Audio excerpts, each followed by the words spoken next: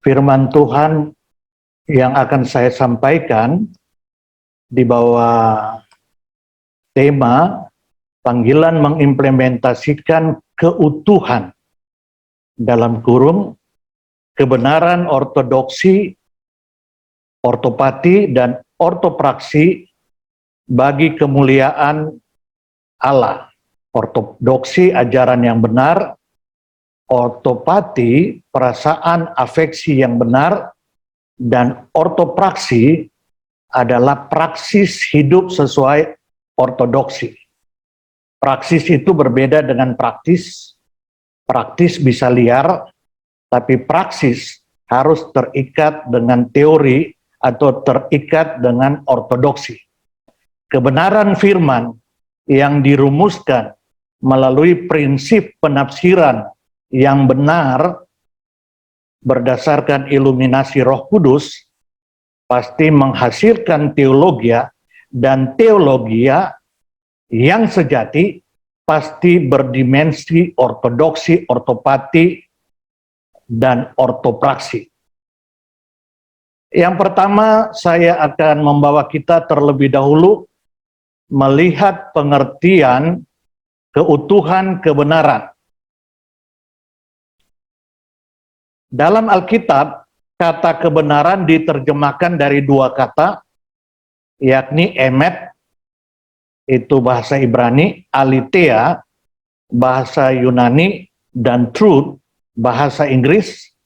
Kata kedua, sadik, sodik bahasa Arab, ini sadik Ibrani, dikaisune, bahasa Yunani, dan righteousness, bahasa Inggris, yang menyedihkan di bahasa Indonesia, dua-dua diterjemahkan dengan kebenaran. Padahal satu truth, satu right atau righteousness. Apa beda truth dan righteousness? Truth adalah kebenaran objektif. Kebenaran objektif. Itulah truth.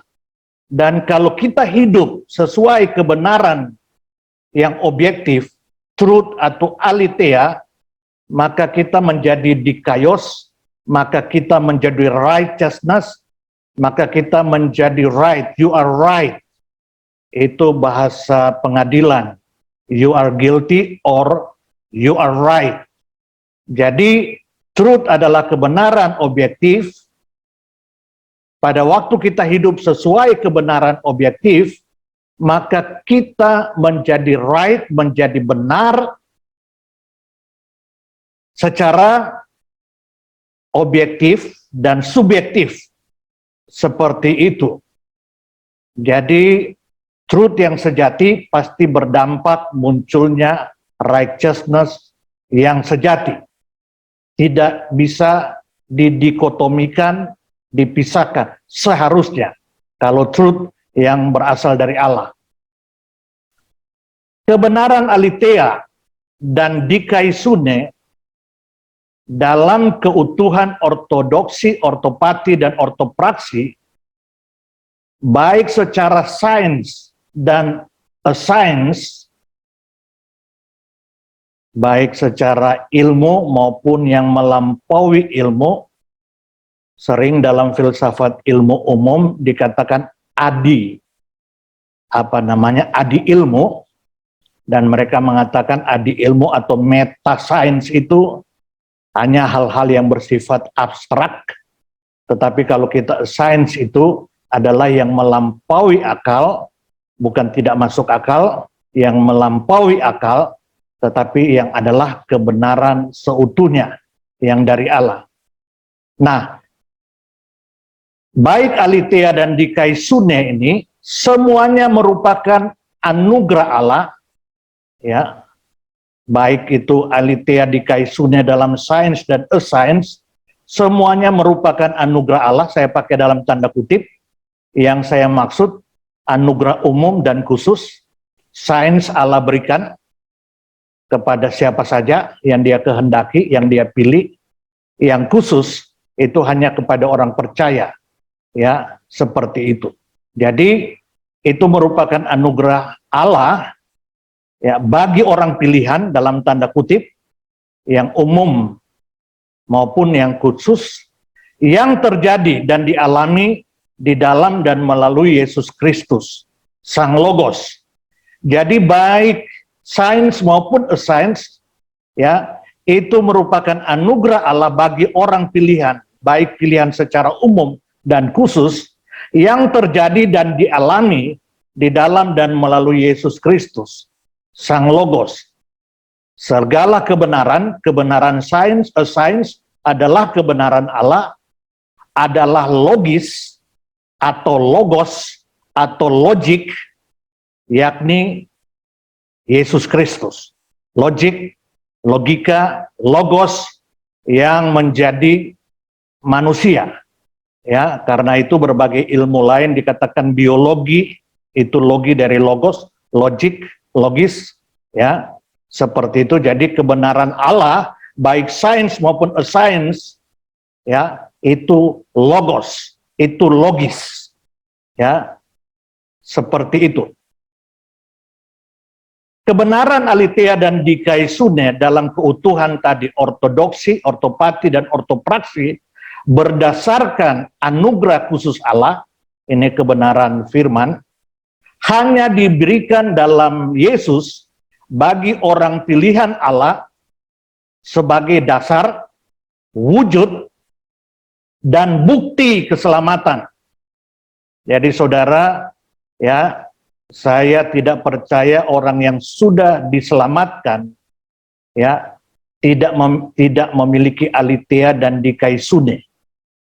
Saya tidak percaya karena itu merupakan dasar, wujud, dan bukti keselamatan. Keutuhan aletheia dan dikaisune. Jadi kalau cuma punya aletheia, tidak punya dikaisune, cuma punya ortodoksi, tidak punya ortopati, ortopraksi, tadi Dr. Danik dalam sambutannya menyebut itu, ya, itu sia-sia, itu belum merupakan atau masih diragukan. Maaf kalau saya agak arogan. Keselamatannya. Mengapa? Karena keselamatan yang sejati pasti menghasilkan keutuhan kebenaran, baik aletheia maupun dikaisune dengan 3 dimensi tadi, sebagai dasar, wujud, dan bukti keselamatan. 1 Yohanes 5 ayat 20, saya beranjak dari sini. 1 Yohanes 5 ayat 20, akan tetapi kita tahu bahwa anak Allah, Yesus Kristus, telah datang dan telah mengaruniakan pengertian kepada kita supaya kita mengenal yang benar. Jadi ayat ini berkata, pengertian mengenal yang benar itu hanya dibawa, diberikan, datang melalui Sang Logos, Sang Logik, Yesus Kristus. Supaya kita mengenal yang benar, kata benar ini aletheia, kebenaran objektif milik Allah, ya. Dan kita ada di dalam yang benar. Luar biasa. Ya, Yesus datang bukan saja membawa pengertian supaya kita mengenal yang benar, mengenal aletheia, tetapi juga berada di dalam aletheia. Di dalam anaknya Yesus Kristus. Dia adalah Allah yang benar dan hidup yang kekal. Itu sebabnya Yohanes 14 ayat 6, Tuhan Yesus berkata, akulah aletheia. Dan Yohanes 17 ayat 17, Tuhan Yesus berkata, kuduskanlah mereka dalam kebenaran, firman-Mu, logos-Mu adalah kebenaran. Jadi firman adalah kebenaran, dan firman punya kuasa menguduskan, sehingga terjadilah dikaisune dengan 3 dimensi tadi. Yohanes 8 ayat 32 berkata, kalau kamu tetap di dalam firman, di dalam kebenaran, kamu akan mengetahui kebenaran, dan kebenaran itu akan memerdekakan kamu, sehingga terjadilah dikaisune, hidup sesuai aletheia. 1 Korintus 1 ayat 30, di sana dikatakan, Yesus adalah kebenaran atau membenarkan kita. seperti itu. Roma 14 ayat 17, mengapa kebenaran ini penting, aletheia dan dikaisune ini penting? Karena kerajaan Allah bukan soal makanan, tapi soal dikaisune. Dipakai kata di situ, soal dikaisune, soal righteousness. Jadi jangan berpikir akan berhubungan dengan Allah, apalagi masuk surga, tanpa dikaisune, tanpa kebenaran. Ya, seperti itu. Itu sebabnya Tuhan Yesus dalam Matius 7 ayat 21 tegas mengatakan, tidak semua orang yang berseru Tuhan, Tuhan, Tuhan akan masuk dalam kerajaan sorga, tetapi mereka yang melakukan kehendak Bapa-Ku yang di sorga, yang dikaios, yang dikaisune, berdasarkan aletheia. Matius 6 ayat 33 dikatakan, carilah dahulu kerajaan Allah dan kebenarannya, dan dikaisunenya.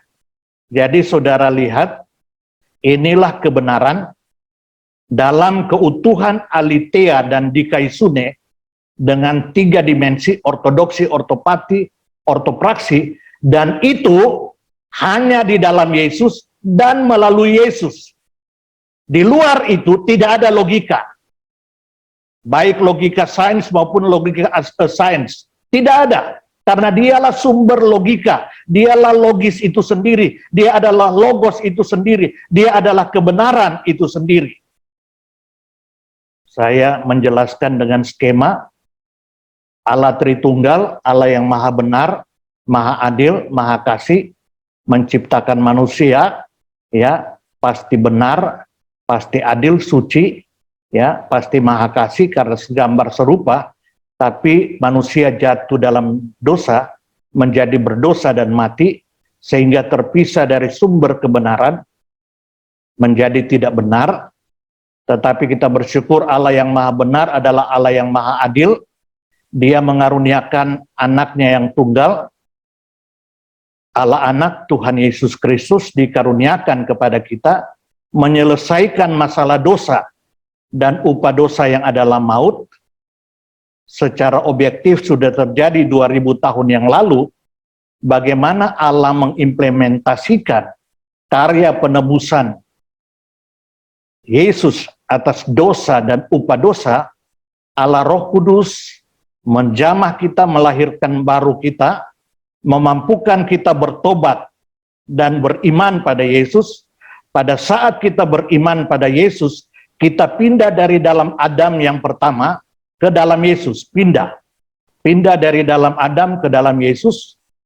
Kita orang percaya berada dalam Yesus, berada dalam Yesus, berada dalam Allah Bapa, berada dalam alam Allah Roh Kudus, sehingga waktu kita berada dalam Yesus, kita memiliki keutuhan kebenaran, baik secara aletheia maupun dikaisune dalam 3 dimensi, ortodoksi, ortopati maupun ortopraksi.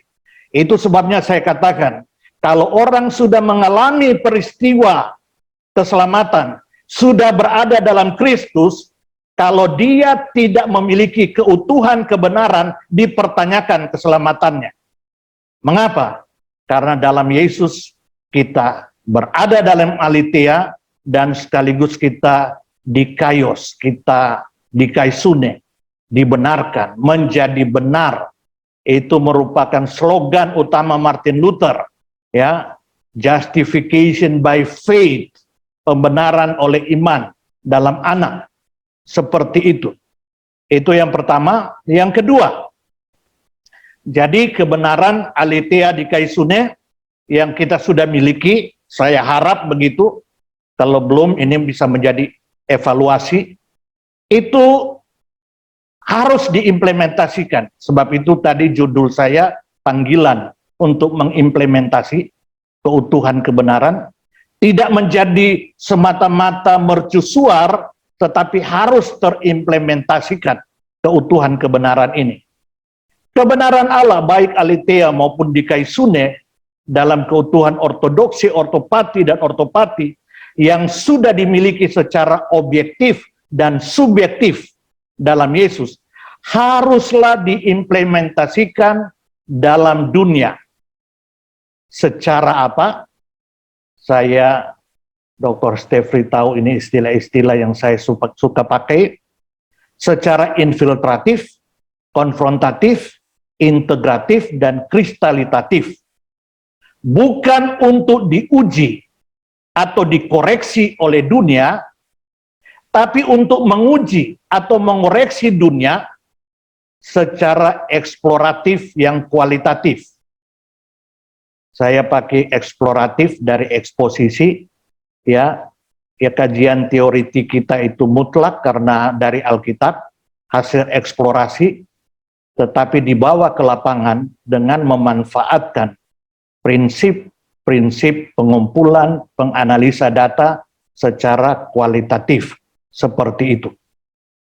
Matius 17 ayat 18, sebagaimana Bapa mengutus aku ke dalam dunia, demikian juga aku mengutus mereka ke dalam dunia. Kita diutus ke dalam dunia. Matius 5 ayat 13 sampai 16, kita adalah garam dan terang dunia. Matius 6 ayat 10, doa Bapa kami, datanglah kerajaanmu, jadilah kehendakmu di bumi, di hidupku, di gerejaku, di sekolahku, di STT-ku, di dunia politik, di dunia apapun, seperti di sorga. Dan itu harus diimplementasikan secara infiltratif pertama, karena garam itu infiltratif, meresap, harus masuk. Ya, kebenaran itu harus kita bawa masuk ke dalam dunia secara infiltratif. Terang konfrontatif, terang itu konfrontatif pasti mengusir gelap. Jadi kalau kebenaran kita bawa masuk, pasti akan mengusir gelap, dan yang tertinggal adalah kebenaran-kebenaran sains, dan kebenaran-kebenaran sains yang tertinggal, yang sudah diusir dari kegelapan dosa, itu baru diintegrasikan. Garam itu integratif, dia hilang, meresap dalam makanan, ya kita tidak bisa ketemu lagi garam, sudah berintegrasi mutlak di dalam, dan hasil integratif itu menghasilkan teologi kristalitatif. Ya, saudara kalau makan di Batak sana atau di Manado, ya kita tidak makan RW, kita tidak bilang kita makan anjing, kita makan RW.